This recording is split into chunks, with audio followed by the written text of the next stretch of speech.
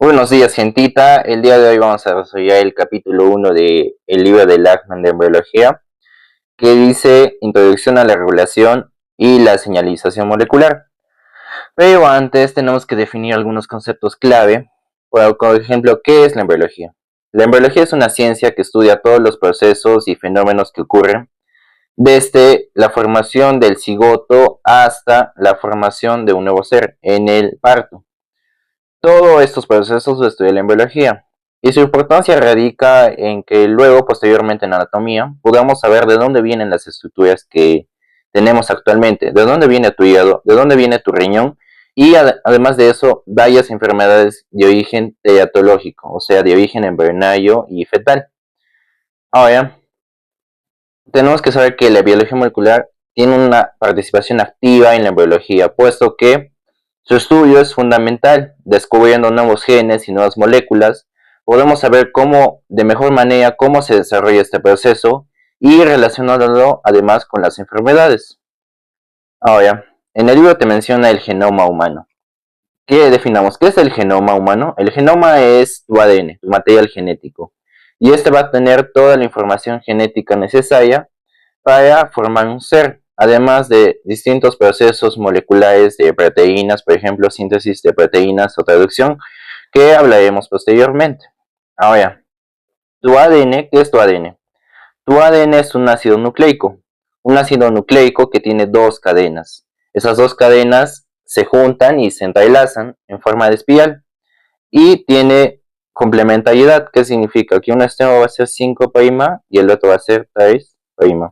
Luego ese 5' al final es 3', al revés.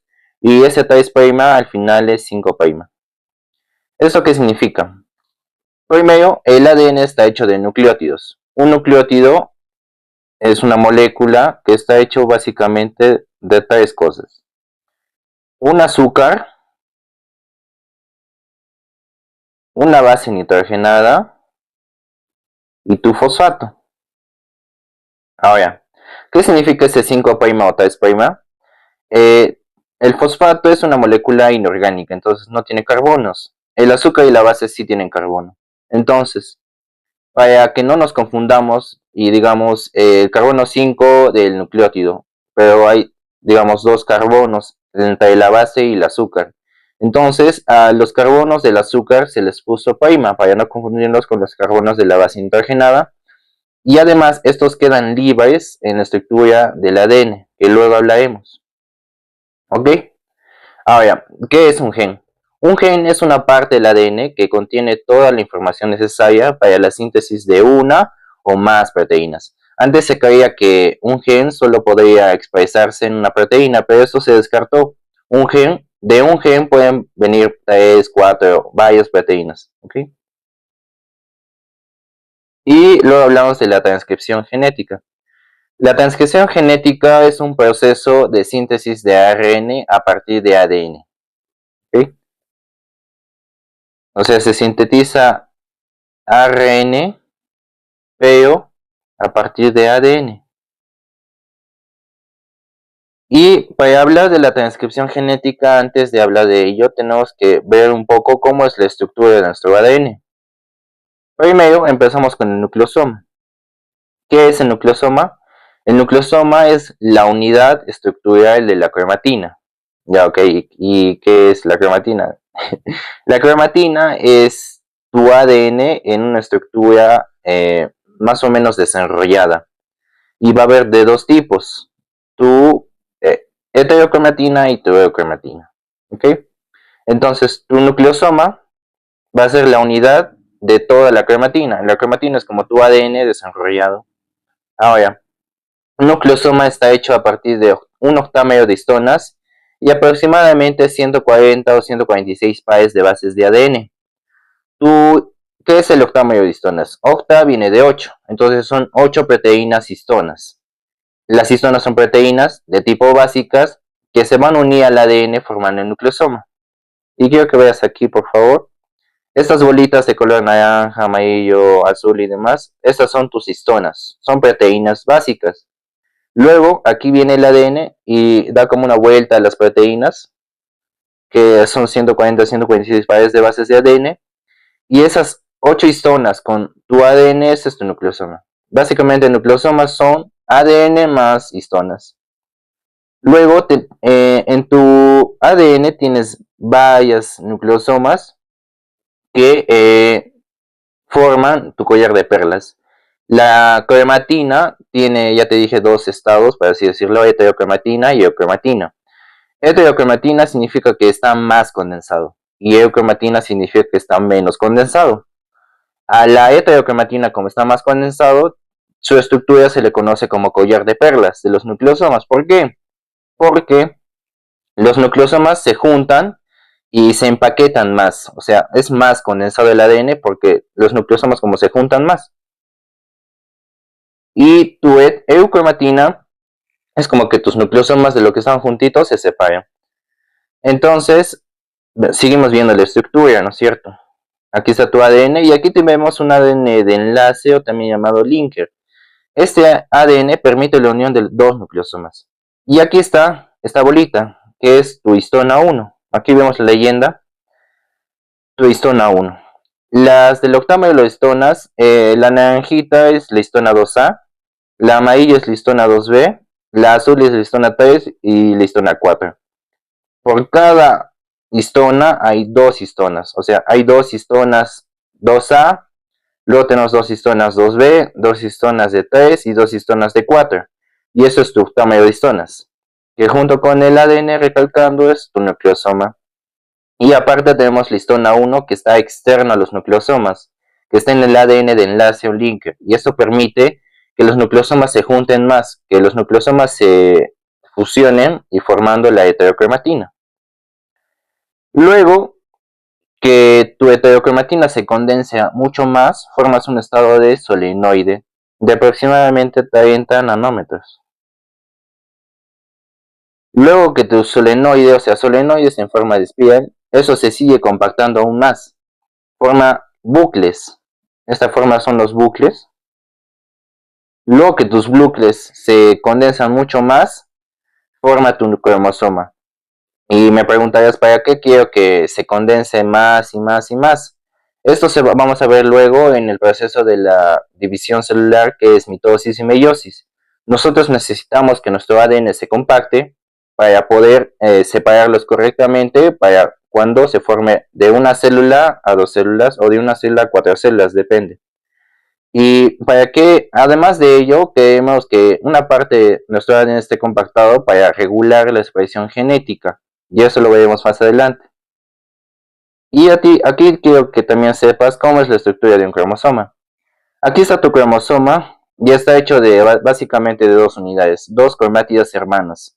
Es como que tú tienes una X y cada palito es una cromátida hermana. Esta es una cromátida hermana, esta es otra cromátida hermana.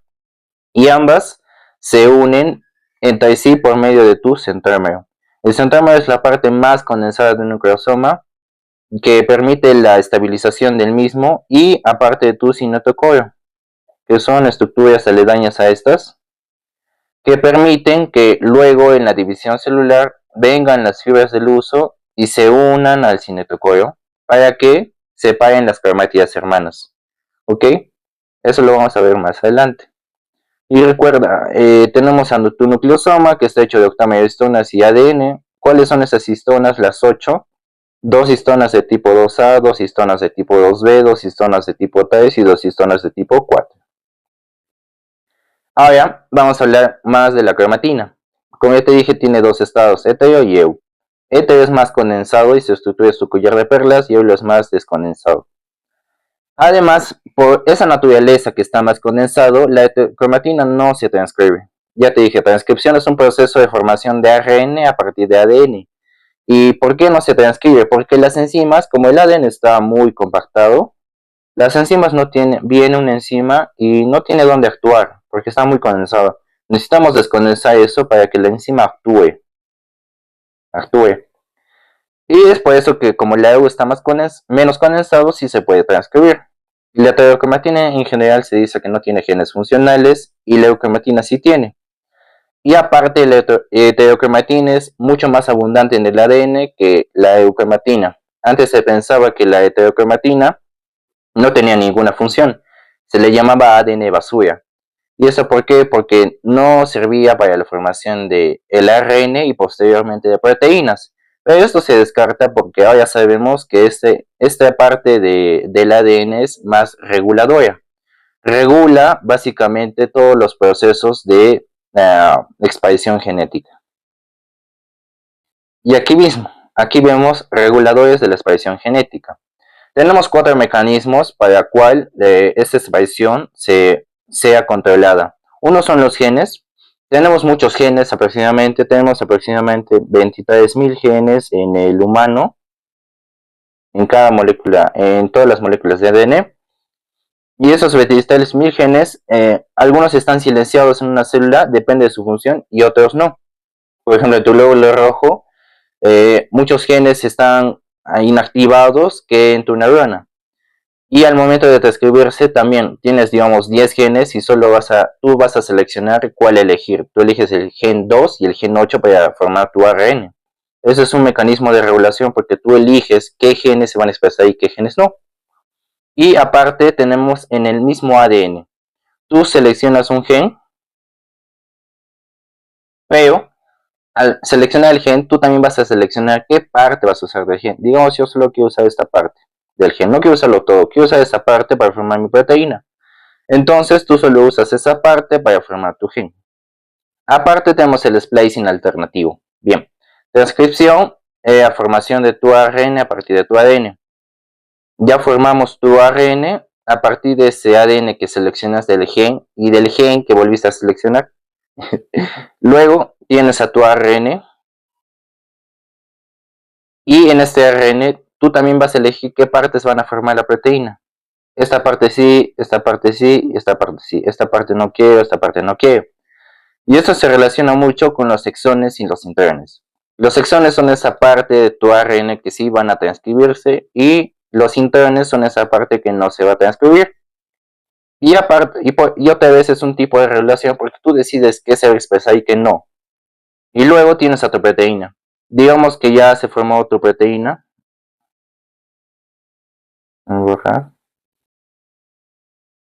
Esta es tu proteína. Igual, tú digamos le haces un corte, modificaciones a la proteína para que ésta pueda expresarse, pueda cambiarse, modificarse. Igual, tú modificas a la proteína para que sí la regules, puedes activarla o inhibirla. ¿Ok? Bien. Y vamos a hablar ahora del proceso de la transcripción. Ok, repasando otra vez, la transcripción es un proceso de síntesis de ARN. Vas a sintetizar ARN, pero necesitas ADN para hacerlo. ¿Ok? Síntesis de ARN a partir de ARN que necesitas. Y vamos a ver un poco de la estructura, ¿ya? Entonces, este es tu ADN y tienes primero una región promotora o promotor. Esta es una parte de un gen en donde la enzima, que es la ARN polimerasa, esta enzima va a sintetizar el ARN, donde la enzima reconoce el promotor, esta región, para que pueda iniciar la transcripción. ¿Qué pasa si no lo reconoce? Pues simplemente no se sintetiza el ARN. Y dentro de esta región promotora está tu caja TATA. ¿Qué es la caja TATA? También es una zona, pero más exclusivo, es una zona del promotor. Tu promotor es una zona de tu gen, que es ADN, es una zona, pero. Y tu caja TATA es una zona también, pero de tu promotor. O sea, también está parte del ADN. ¿Y por qué se le dice caja TATA? Tata viene porque tiene timina y adenina. ¿Qué significa? Timina y adenina son bases nitrogenadas, parte de tus nucleótidos. Un nucleótido de timina y un nucleótido de adenina. ¿Y por qué? Porque al momento de complementar las bases nitrogenadas, estas se van a complementar con dos puentes de hidrógeno. A diferencia de tu guanina y tu citosina, que se complementan con tales puentes de hidrógeno. Entonces tú eliges dos puentes porque es más fácil de romper, a diferencia de tales puentes. Entonces tú eliges una zona que esté rico en timina y adenina para que puedas romper el ADN de lo que es esta cadena que estaba así Posteriormente tú lo separes así. Una así y otra así. Tú quieres que esas dos cadenas de ADN que estaban en espiral se desdoblen. ¿Y para qué quiero eso? Para que la enzima pueda actuar. Si no está desdoblado, la enzima simplemente no puede actuar. Entonces empezamos con el proceso. Primero, viene la ARN polimerasa y reconoce la zona premotora del promotor y específicamente reconoce la caja TATA. Luego, esta misma enzima va a romper los puentes de hidrógeno, separando así la cadena de ADN y se separa en dos. Y para ello, luego rompe la cadena y empieza a complementar. O sea, digamos tú en esta parte tenías guanina del ADN. ¿Y qué hace la enzima? Trae una citosina para que se pueda complementar con tales puentes de hidrógeno. En el ADN tú tenías una timina. Entonces la enzima trae una adenina. Luego, digamos, tenías una citosina igual, con guanina. Ahora, tú tenías adenina en el ADN y la enzima va a traer timina. No, ahora va a traer uracilo. ¿Por qué? Porque el ARN tiene, en vez de timina, tiene uracilo, ¿no es cierto? Las dosis nitrogenadas de tu ADN son 4. Guanina, citosina, timina, adenina, del ADN. Ahora, del ARN también son 4. Guanina, citosina, adenina, pero en vez de timina es uracilo. Y esto se debe a una explicación del origen de la vida, puesto que la estructura bioquímica de tu uracilo y tu timina es muy similar, por lo que se deduce que primero fue el ARN y después fue el ADN. ¿Ok? Ya, continuamos. Viene la enzima, reconoce tu zona promotora, tu caja TATA, abre la doble cadena, empieza a sintetizar mediante complementación de bases nitrogenadas, sintetiza, sintetiza, sintetiza, y sintetiza toda la cadena hasta llegar a una zona de codón, a una zona de sitio de terminación de transcripción, que es la región TAES', la cual no se va a traducir. Esto significa que no va a formar parte de la proteína. ¿Por qué? Porque esta zona tiene a la cola polía.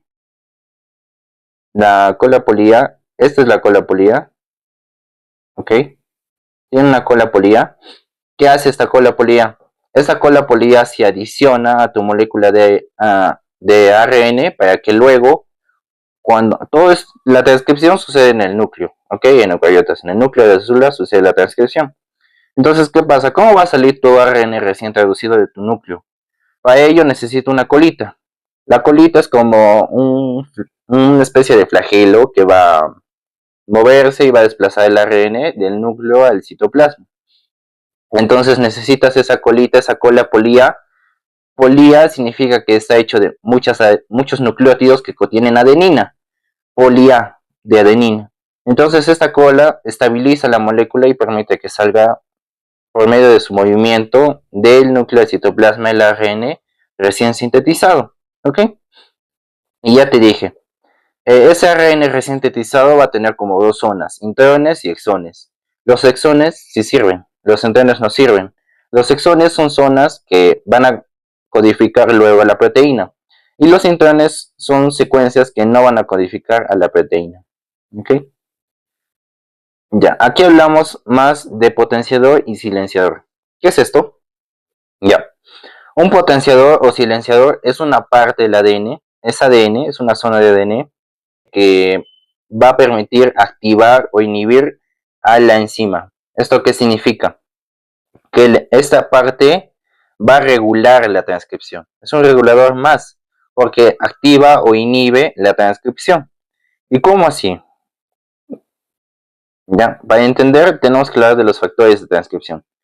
Un factor de transcripción es una proteína que puede ayudar a activar o inhibir, lo mismo que un potenciador o silenciador, activar o inhibir la transcripción.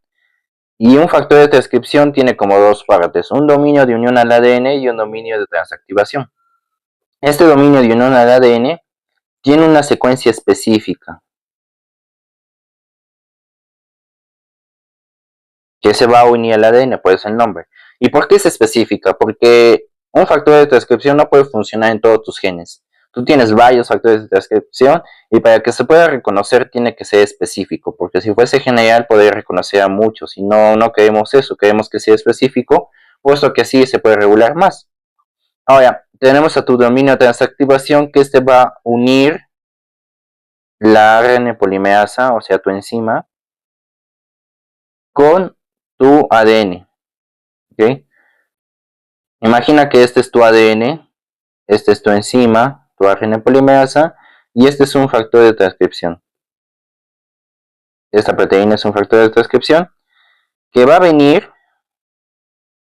y va a permitir la unión de la enzima, la ARN polimerasa, con tu ADN.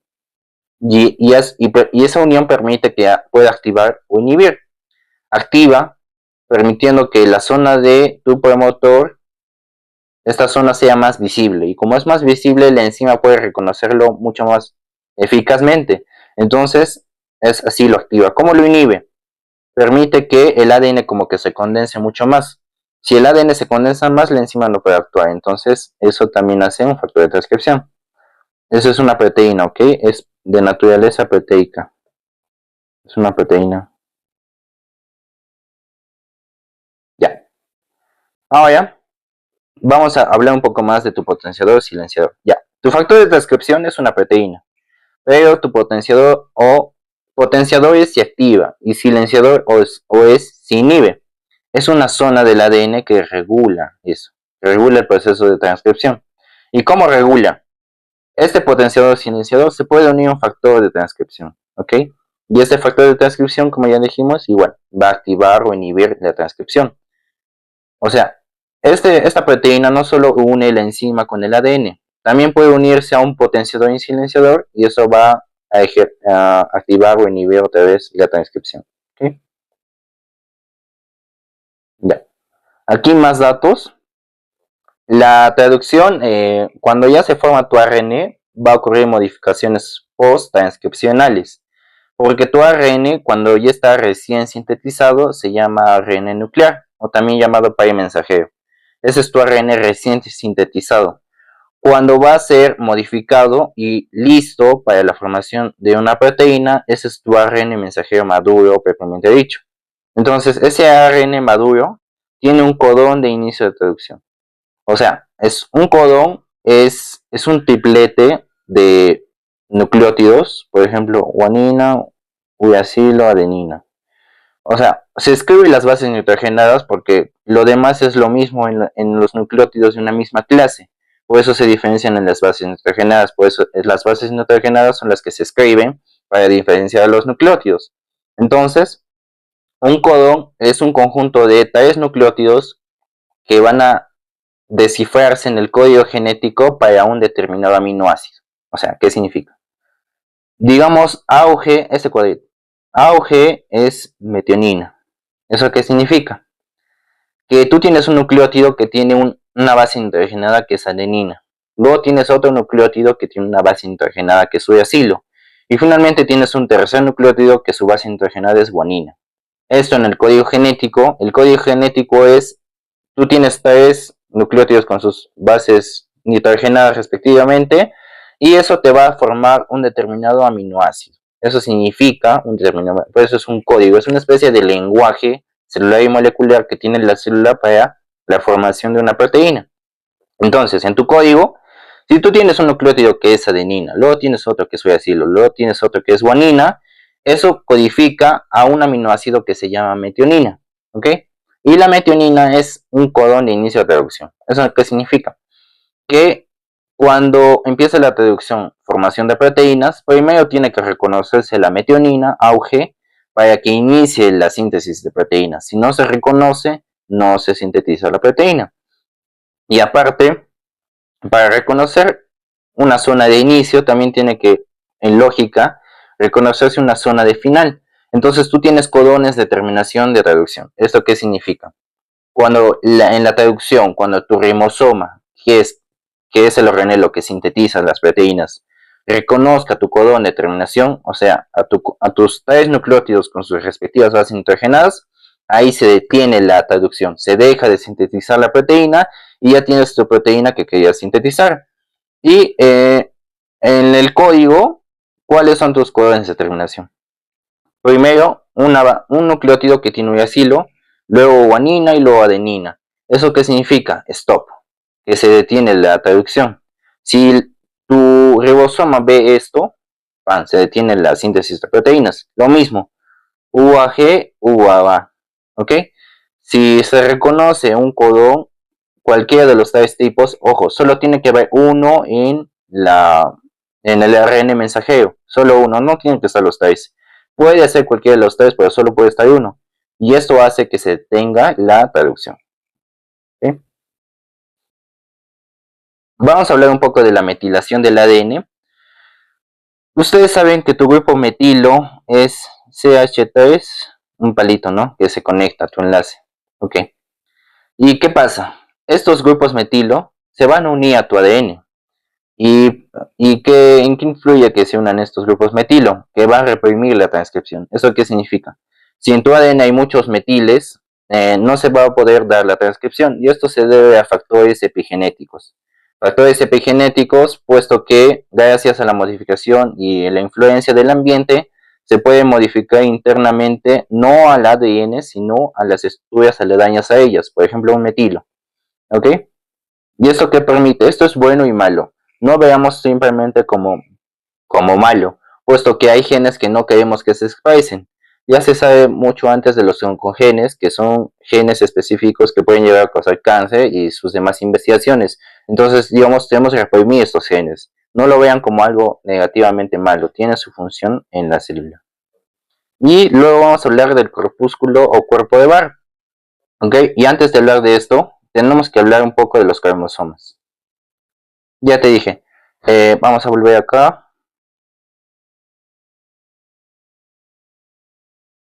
Este es tu cromosoma, que fue resultado del empaquetamiento de muchos nucleosomas. Muchos nucleosomas se juntaron, formaron un solenoide, esos solenoides se juntaron, formaron bucles, esos bucles se juntaron, formaron dos cromátidas hermanas, se juntaron por su centrómero y su citocoro, y forma tu cromosoma.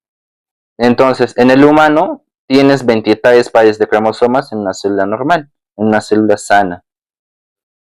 Tienes 23 pares de cromosomas.